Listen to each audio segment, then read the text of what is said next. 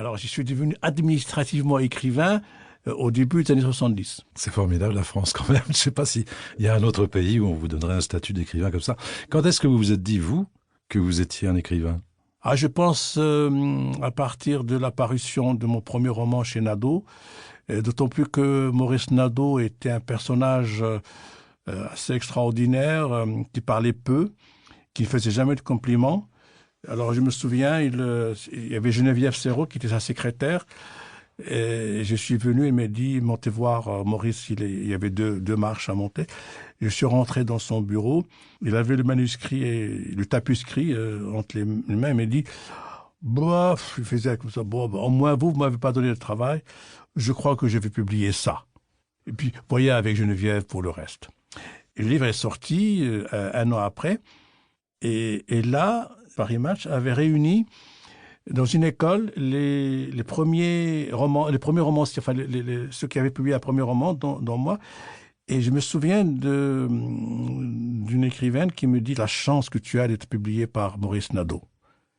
Et là, je me suis rendu compte que c'était effectivement une chance parce que il avait une telle réputation de grand découvreur.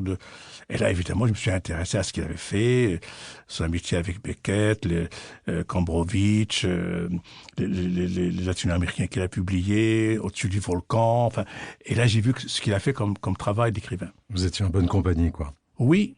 Oui, il y avait alors, parmi les Français, il y avait Rinaldi, Angelo Rinaldi, il y avait Hector Bianciotti, Jacques-Pierre Hamette aussi, nous étions... C'était une bonne cuvée. Mais vous avez fait des études de philosophie, vous avez été professeur de philosophie d'ailleurs, hein, dans votre Maroc. pays. Et je me suis demandé, enfin en lisant Tahar Ben-Jelloun, je me suis demandé comment ça marche, cette espèce de capacité analytique. Je suis pas philosophe, moi, mais j'imagine que tout de même, c'est un peu l'essence de la philosophie. Et l'aspect romanesque des choses, parce que j'ai lu quelques philosophes romanciers, j'ai pas toujours été épaté. Non, je suis pas philosophe. Je suis pas du tout philosophe, parce que d'ailleurs, je trouve en France, on appelle philosophes ceux qui sont des profs de philosophie. En France, on a eu le dernier philosophe, à mon avis, ça a été peut-être Sartre, Deleuze, Lyotard, mais les vrais philosophes, il n'y en a pas beaucoup. Mais il y a beaucoup de gens qui enseignent la philosophie ou qui font de la philosophie.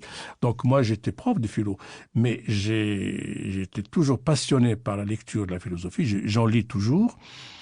Et je suis partisan d'enseigner la philosophie dès le collège, c'est-à-dire vraiment dès la 6e, parce que c'est pour moi la philosophie, c'est la base la base essentielle pour apprendre à penser et à réfléchir.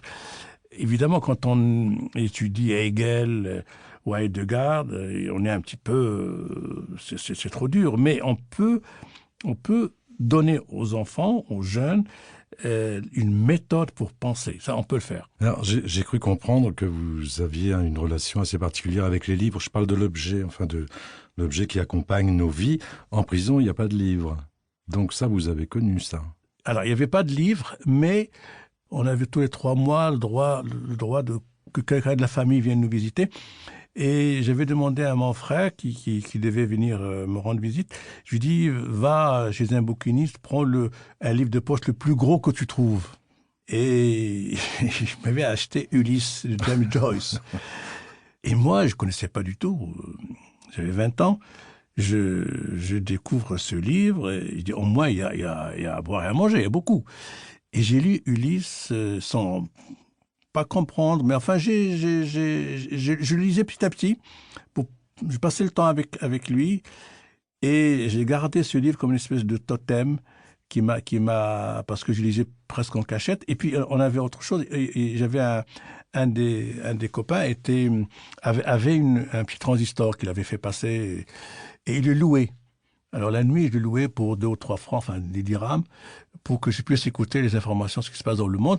Et c'était en 67, l'époque où Régis Debray était condamné à mort en Bolivie.